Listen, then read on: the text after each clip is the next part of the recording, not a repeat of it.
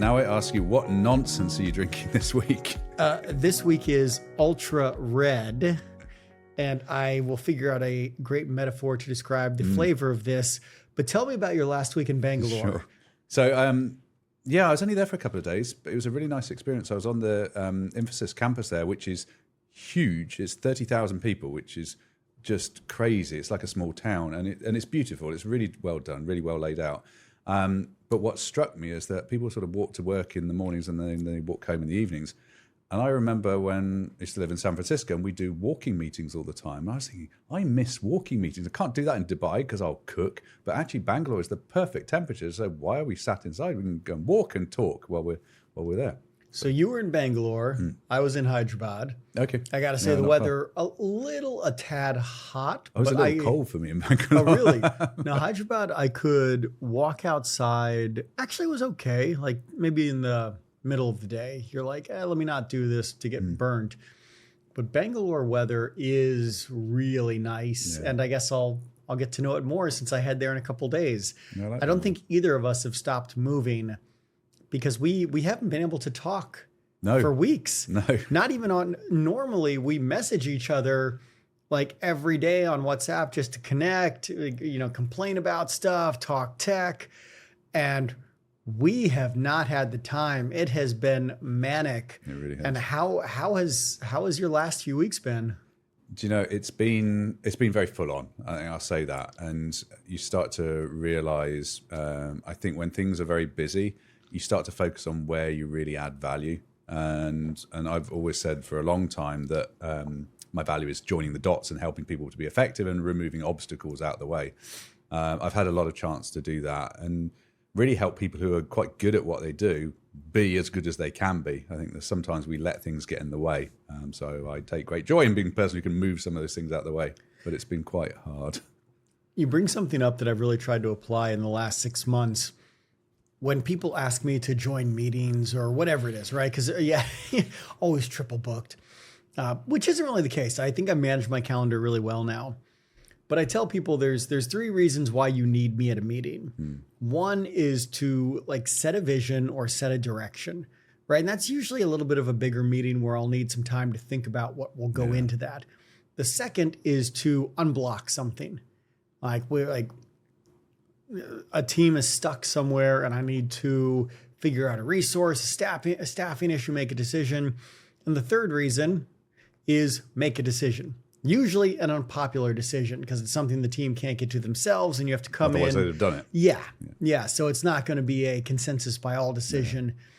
And I really like that way of framing because it's helped me think, where do I add value when I walk into the room? And which one are you going to do? So what is your value add? Yeah, yes. What do you need me there for? Yeah. And it's just brought so much more clarity because people will invite me to daily stand-ups. Yeah. Right. People will invite me to status meetings. And, for the most part, I was going and that's when my schedule was triple booked all the time. Now, no, I really try to keep, 2 or 3 hours open a day, which is taken up by ad hoc requests. But I think that's a better use of time. I think there's some things which we've lost from meeting etiquette, certainly, and maybe I'm showing my age now, but there's a lot that I see missed that frustrates me a little bit. One of them is when you have meetings with 30 people in it, and of which 25 of them will say nothing. They'll just sit there because they're a safety net, because someone thinks, well, maybe they'll add some value, so I'll add them in anyway. And what I see when you do that is you have 30 people who sat there who are not doing any work while they're in the meeting. They're just listening. Maybe they're multitasking, but we all know you don't multitask very well. So you've just reduced the efficiency of your team for 30 people during that time. And if they are, like you say, booked back to back on various meetings like this, they might think they're busy. And what they're actually doing is not very good work constantly. That's the first one. I think the second one is when people don't accept or decline meetings. When you've got 6 people booked for a meeting, you're like, are any of these people going to show up? I have no idea. And there's no agenda. And that's when I start lining people up. That's the key for me. No agenda. Drives me nuts. I will get a meeting request and it'll be empty. You're like, what is this? And I have to pick on this because so many of our conversations in the last, it's been 6 months are all like, AI is going to help us. Yeah. And AI can do all these meeting summaries and action items. And it's just still nobody seems to pay attention to it. Yeah, and one of the correlations that I see between AI and actually how I see sort of dysfunctional teams at the moment, this is an interesting one to go into, and there's a nice rabbit hole here, but a lot of the problems I have with AI is that it's quite convoluted. You can end up with some quite big rabbit holes that identifies some quite tangled threads of thought you can go down, and you need a human sort of bring it back to focus it on what's actually important.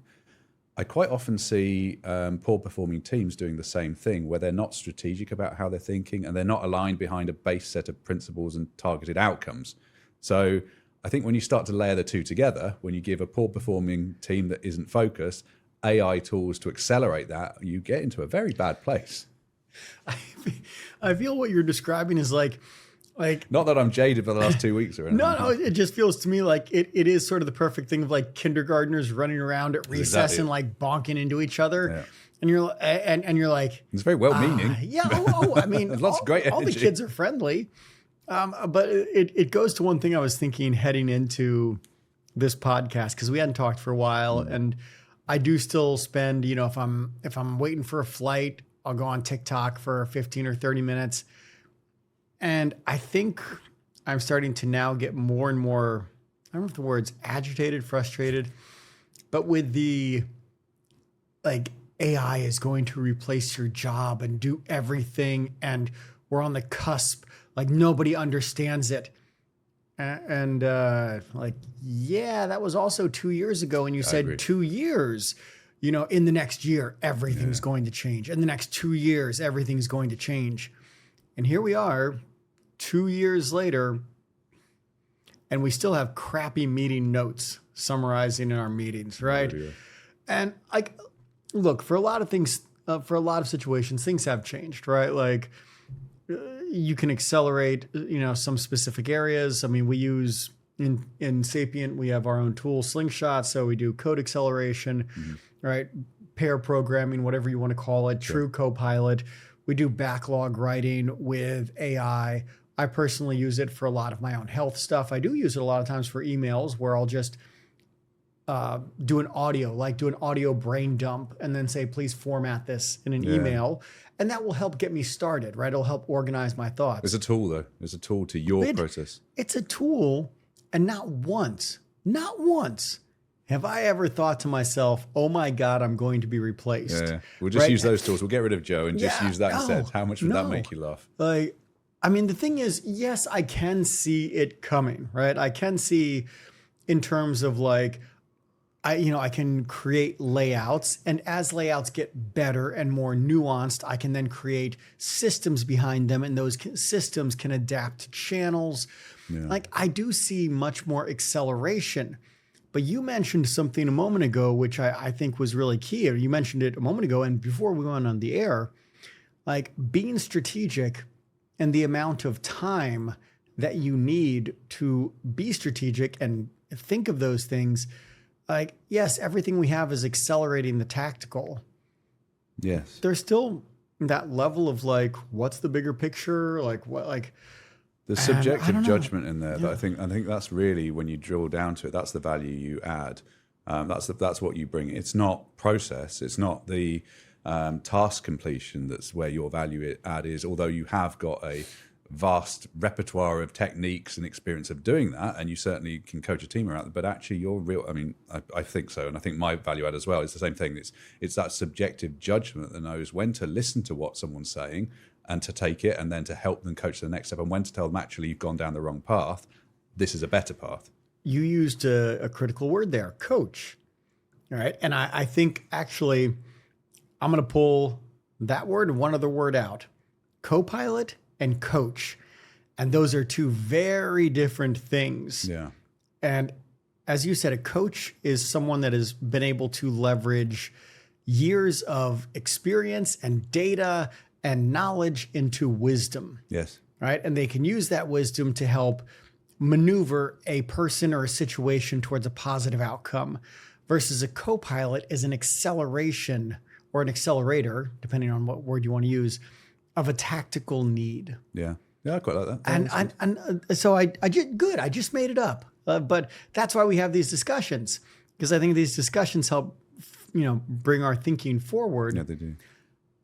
And I really like that, because then you start to be able to say, when somebody says AI is going to replace you and replace you, like your job, okay, if as an accelerator, yes. So what are the jobs that would have that, right? And maybe that is some of the ways that we create screens or create a multitude of screens or create flows, right? But on the coaching side, on the strategic side, again, in 5 or 10 years, I don't know.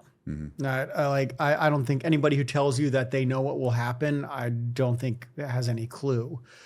But in the coming years, I think that's a really nice way and a really nuanced way of thinking. What can we use like AI-based tools, whether that's agents or whatever you want to say for? Yeah.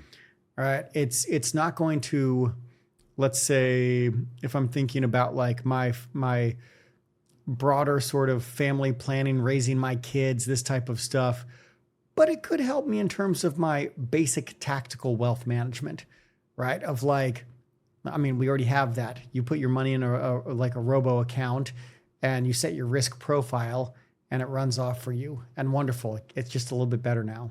Yeah.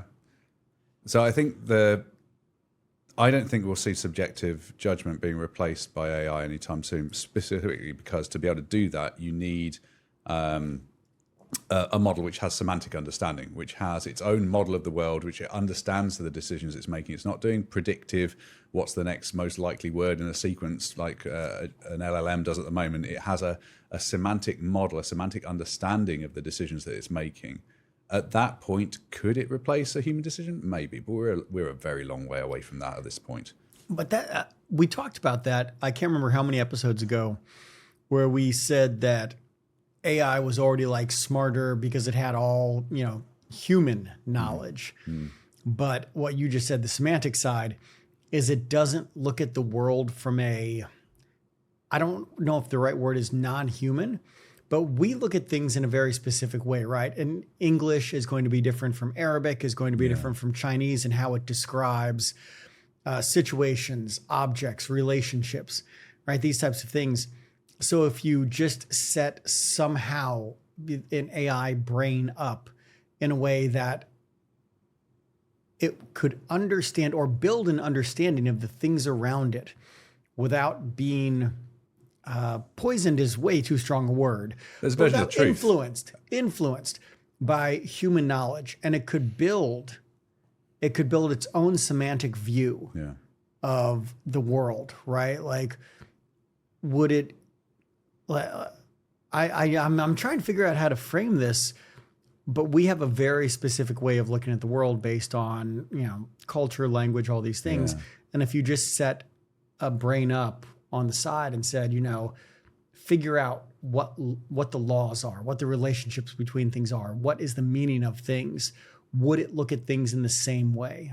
I think this comes back to something we talked about a few episodes ago, which is sort of what is truth. So when you feed into it, how do you actually give that unbiased view? And I'd argue you probably can't, because all the information in the world is biased by whoever created. To have an unbiased view is a very difficult proposition. But I think there is something in that to say that we will get to a point where a model can weight and evaluate information based on the criteria that you give it. I won't say truth, because I think that's not possible, but based on what you or I decide is that's the weighting that I want, evaluate everything against that.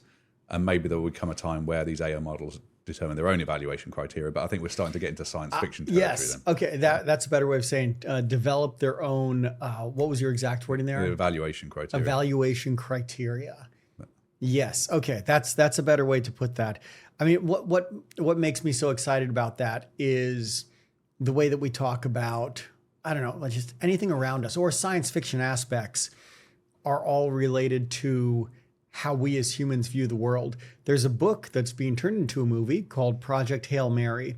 Okay. And I loved the book because it talks about the meeting between a human and an alien and how they need to figure out how to communicate and how they develop a language between them, because how they both work is so different. Yeah. And I think that captures it, right? It's like we always tend to think of aliens like as in our image. And I tend to think this movie does a really good job, like Arrival, of aliens can exist in a different context and they can see things in a different way, right? Like what Arrival had that was so cool is aliens that lived sort of across all time, Yeah, okay. right? And that was a really, really unique way of looking at things. But that's what I think to myself. It's like with AI, what are the unique nuggets we are going to get out of it once we can set it loose in a way that says you learn from your own criteria or build up your knowledge base in whatever way you see fit from your evaluation criteria. We're totally going philosophical. But let here. me challenge that because I don't know, why would you want to do that?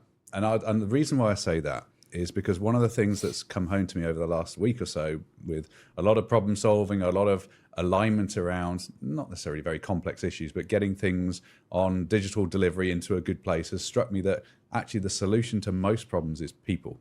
So if I haven't got the right people on or the problem to most well, the problem situations. might be there's two halves of the same coin, to be fair. But I found that the solution in every case is not an AI solution. It's always people. It's always helping people to communicate, helping people to focus, helping people to deliver, removing things out of their way. AI is possibly an aid to that, but it's never a replacement for that. Here's why I really like this idea of looking at things in different ways. And I will bring this now back to something more for our work and our lives. One of the reasons that I tend to think people who read a lot of books read is to see things from a different perspective, especially if you're looking at biographies or autobiographies, right? You're reading books from different cultures. You want to understand something from a perspective that you don't have, right? Yeah. Maybe, and that could be learning, that could be gaining empathy. If I bring that into products, right? Literally our tactical lives, our day-to-day stuff that we do when we help clients. So often great products can be made by looking at what you have in a different way, right? That's the whole idea of pivoting. Yeah, I agree. So if I think, why is that idea of AI looking at things in different ways so interesting to me?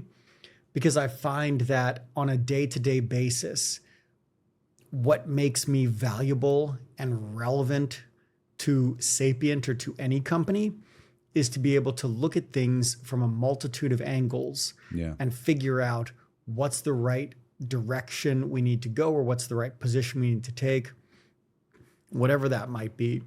But I find that that ability to shift focus and shift perspective is not only incredibly valuable, but it's something quite rare and takes, I believe, a decent amount of experience in order to get there. I agree.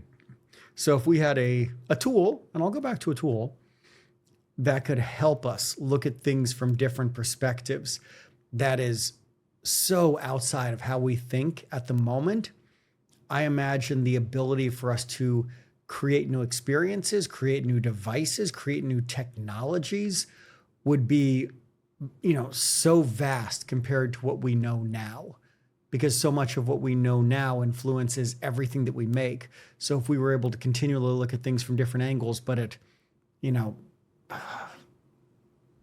much different levels or sort of heights, or I don't know how I want to frame this, but it just feels to me like that is something that would be incredibly valuable. Yeah, no doubt. There's a nice way to join the dots here between what you've just talked about helping you think outside of your common way of operating. And I'll start first with talking about well-balanced life.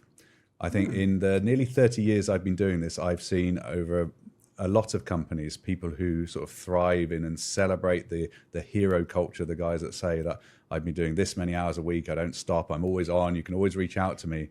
And every time I step away and look at them, I see people who look tired and who aren't actually doing very much. They're churning, they're getting things done, but are they really pushing the envelope? Are they really changing it, or are they just doing enough to survive? They're spread very thin, focus is quite limited.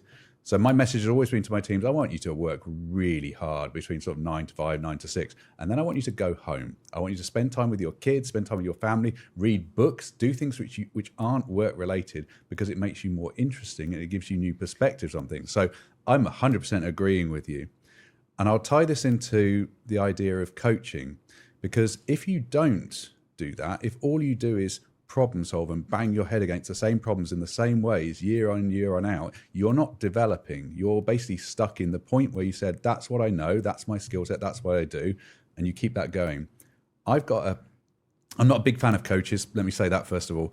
The problem I have with coaching is I think you can only coach if you're continually doing, because if you step away from doing and become a coach, you're coaching at the point you stepped away. And in 5 years' time, you're still coaching at that point you stepped away.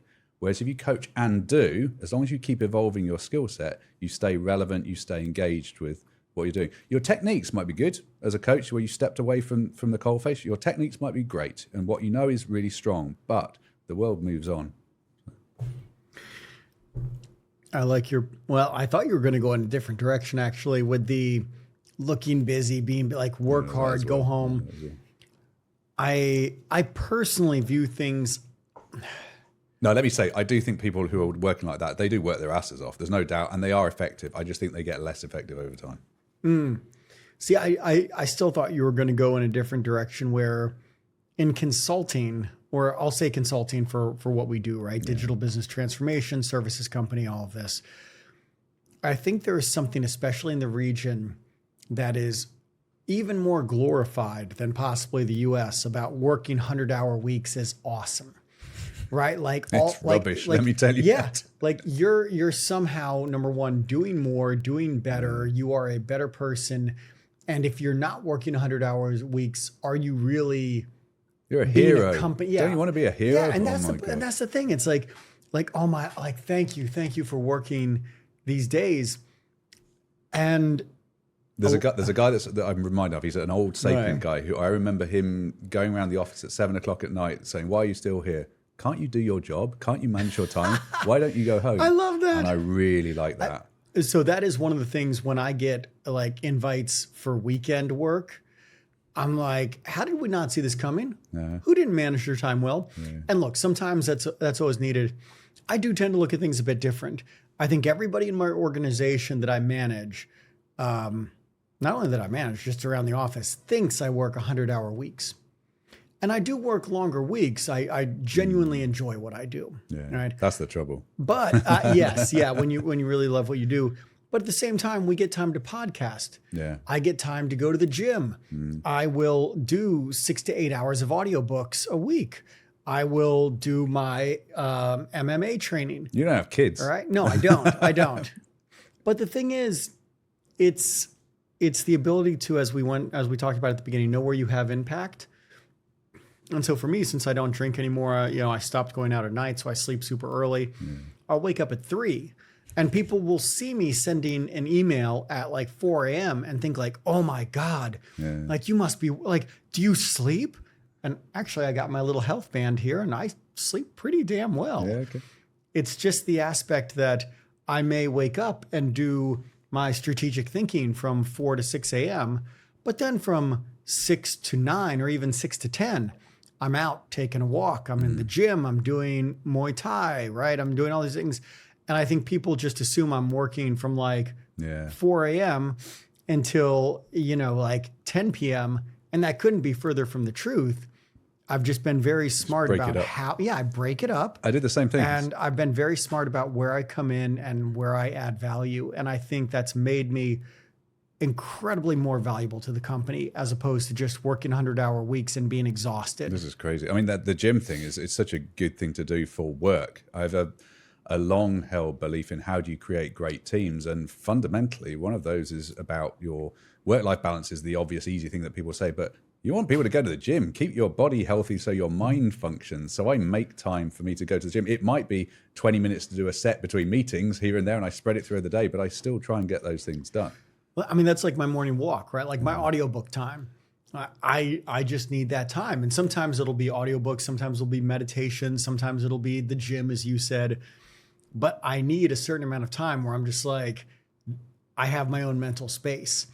And for my organization, that is something that is extremely important to me. I do ask people sometimes to work late. Yeah. I have on occasion asked people to work weekends. But for the most part, like this is what we need to do today. At whatever it is, 6 o'clock, it's pencils down, go home. Yeah. The work will be here tomorrow. Do you know, don't worry. Here's a topic. So I've had a couple of conversations recently about how often do we need to be in the office anymore? There's a lot of talk about 2 days a week, 3 days a week. I like where this is. Okay, yeah. Go for it. And I'm starting to think, well, look, I don't like mandating people to be in the office personally. When I last ran a region a couple of years ago, I don't think we ever mandated that people be in, but people would come in sort of 2 to 3 days a week naturally on average because we created an environment where they could work better together. But there's always times when actually I need to get my heads down. I want to talk to you people. I want to focus on getting work done. Work from home, then that's a great thing to do. I saw a video online the other day of someone who put a bench and rack in the middle of the office, and people were going to do sets. And I'm like, that's a brilliant idea. Why don't you put a gym in the office? Let people do stuff. Let people have a human life around the work they do, and they will be more effective. I totally agree. For the last year, or like maybe since I've been at Sapient, we have had this RTO, return to office mandate. And it has been, I would say, we do it at almost 100% failure, right? Okay. Because there's no consequences if you don't show up. There's just another email sent out to the entire office. This is a reminder that our policy is this. And everyone's like, delete. Right? So on the experience Maybe feel team, a little bit bad, but delete. No, I don't. Delete.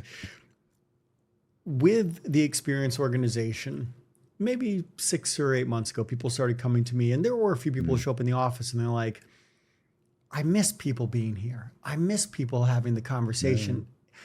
And I was like, I'm not going to mandate people be here. So how are we going to do this? And what has surprised me very, very pleasantly and very happily, we've had a few key people. I'll even name them like Rowan, Alice, Pratish, who else is there? Natalie, right? People who have showed up day in and day out. And you start to get a flywheel effect. And it took 3 or 4 months, right? Maybe even longer, of them just showing up. And they started showing up more. And I thought, I should maybe make some investments in the office.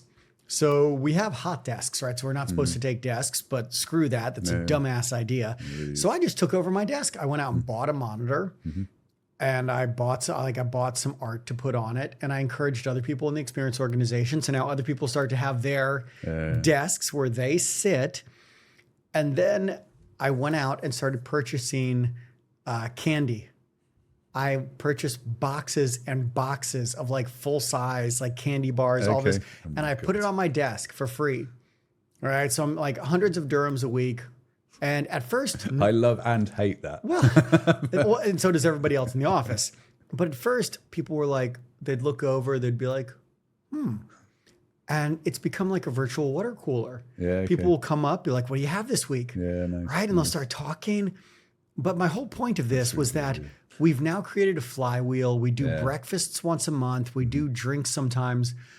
And the amount of positive change that this has had, and I used to be a very like stout, we need to work from home. Like I want to work from home. I remember. Man, I got to say, I love showing up to the office now. I love being there.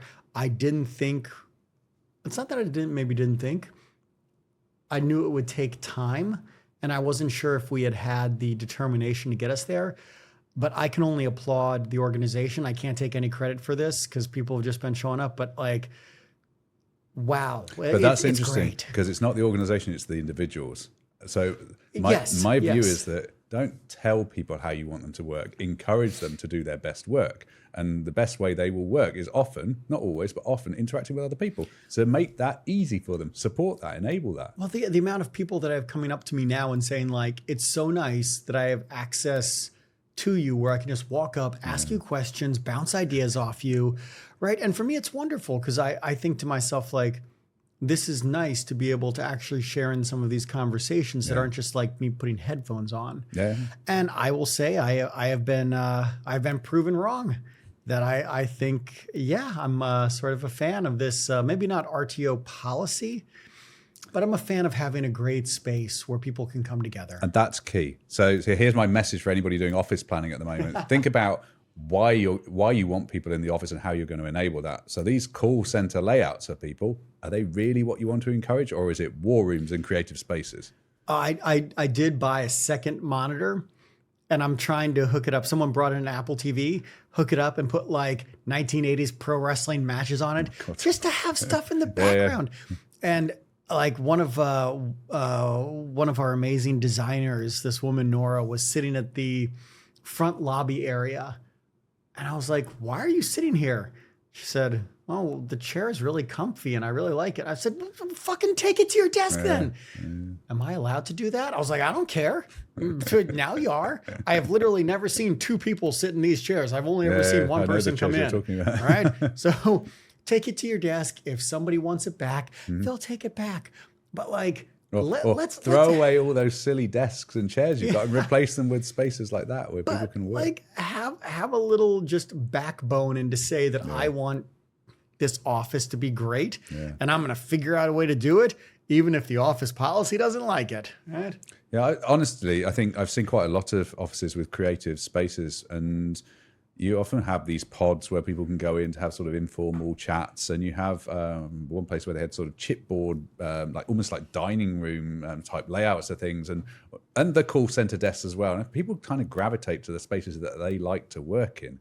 So let them and find that not everybody's the same. Some people like to sit at a formal desk with everything laid out just so. And ironically, I am probably one of those people. I'm one of those people too. I'm a little not old everybody school. does. So give people a space that suits them. Let them do their best work. No, we have like standing areas where there's like sort of standing desks that for me, they're not only incredibly uncomfortable, but they're very shallow to work on. Like I can't put my laptop correctly. Now I have a complete mirror of my home at my office. So everything is set up in the same way. So I walk to work and it's like I'm working at home. That took some investment, but like I gotta say, like, yeah, it's great. I show up early now. I'm actually sad I'm going to be on the road next week because we have had so much of a flywheel effect that it's just wonderful to see everybody in. Man, we are barely touching AI this week, but it's you see, this is what happens when we haven't talked for like a month and we need to catch up. There has been a couple of interesting topics on AI at the moment, and you touched on it earlier on, which was around the fact that we're seeing venture capital funding accelerate like nothing else, like not the .com, the internet days when that came through. The amount of focus of venture capital on AI at the moment is unprecedented to the point where non-AI companies are struggling to get funding. And I think we're seeing not just another .com boom, but that 10 times or more.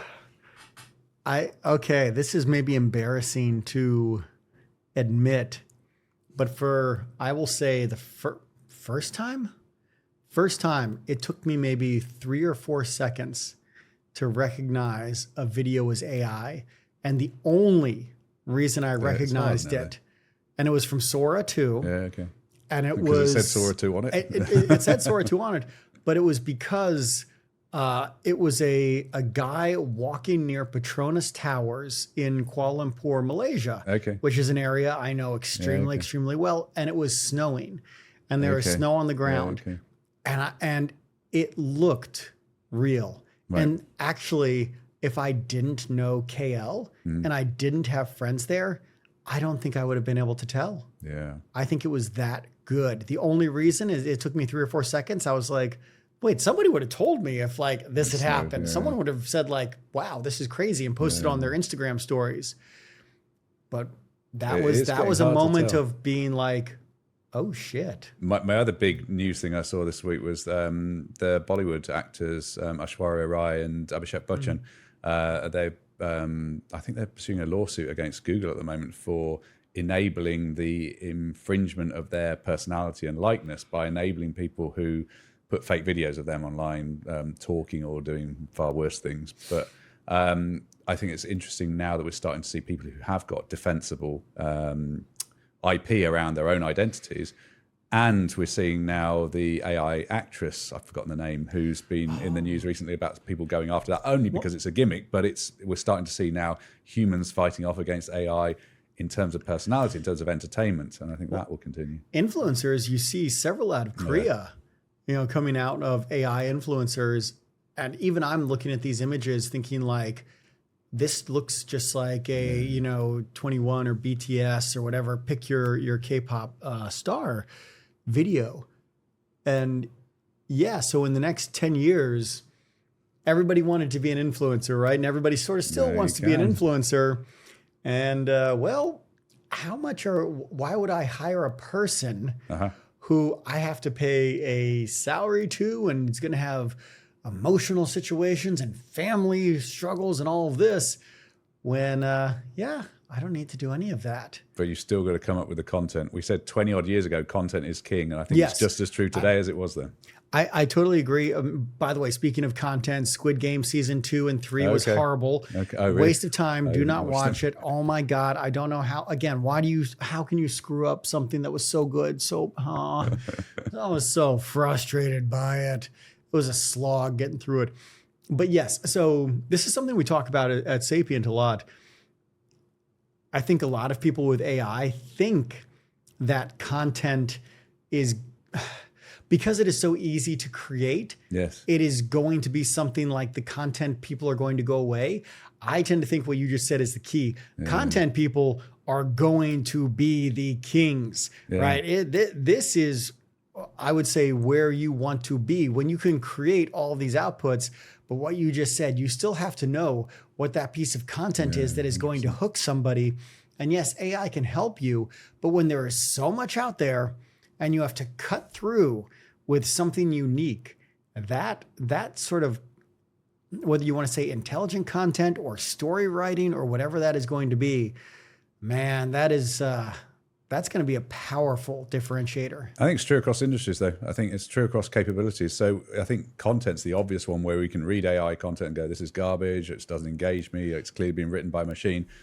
It's easier to fool you with something you don't know very well, like, for example, art. Although Mid-Journey stuff, we're starting to get to the point where everything looks a bit samey. Am I really enticed by this? Do I want human art? If we look at code, something written in code might look okay on the surface to somebody who doesn't know code very well, but as soon as you pull it apart and you realize actually there's problems with it, maybe it doesn't work as efficiently, maybe it doesn't do quite what I want it to do, maybe it's just built really inefficiently. I think it's true across everything. Where you might see an actual renaissance coming out of this, right? Because I think this is where that book Deep Utopia from Nick Bostrom goes. When everything is solved for you, like maybe there will be a resurgence or a renaissance period, a new renaissance period. What I will say is within music, because I play guitar, I love guitar, the amount of innovative work that has been coming out in the last few years is staggering. Okay. And absolutely zero of it is AI. Okay. And I think that is because AI is built off the knowledge that exists. And what I have seen from people is casting aside what exists and saying, what can this instrument become? To the point where I will watch things, even 30 years of playing guitar, where I think I've seen most things.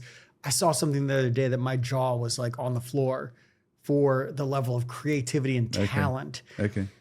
I think that's an interesting area because if you have so much, whether you want to say the Cory Doctorow shitification aspect, whether you want to say content slop, whatever it is, it is built upon a mountain of human knowledge, which means that the best you are going to get is what has been done. Yeah. And that may lead us to say, to break out in new ways, whether that is art, whether that is music. I tend to think that this could be a way that you introduce completely new, innovative ways of thinking, working, and especially with the arts, the creativity side. Because how many AI songs have really been that popular versus how many true artists come up? There's novelty at the moment, though, isn't it? So they're popular because it's a novelty, because it's something new, and because it hasn't been done before. But as soon as it's been done once, it can then be done a million times very, very fast, and then it becomes old. But that's the thing is, once you create something, that goes back to that content. Once you create something, within a few years, it can be consumed and replicated. So there is always this push to say what can be done, right? Like that may be the question of the next, decade, is like what can exist? Yeah. Because we know we have all that information of what does, but what can. That's why I find the VC funding thing just such an obvious pitfall that we fall into. The same with the .com days. People latch onto a buzzword with AI, and that becomes where everybody thinks is going to be the next big thing. But the next big thing is about human-based ideas, with AI as just an accelerator. And you've been saying this since the beginning, right? You have been like, I will I will defend both of our positions, because this has been something that you have been saying since I remember it was episode 2 or 3, that human connection is still making the difference, right? We talked about maybe there's a resurgence of brick and mortar. Maybe there's a resurgence of going out and connecting with community. That's very interesting. Maybe things like, the High Line in New York, right? How you build community spaces or communities will come back up, will rise back up, right? Like that level of human aspect, you've always driven into that. And I'm now starting to come around to where we should pick that apart in another one. We should. We are pretty much at time, but let's continue to pick that apart, because the way that you could think about that in terms of applications, digital work, physical spaces that have digital components to them that mix augmented reality, there's a lot there that we can unpack. So next week, maybe we can come back to the technology, back to the AI. For this week, it was more just the catching up and just seeing how we're doing. Yeah. Well, sir, it's been great. I'll talk to you next week. Yep.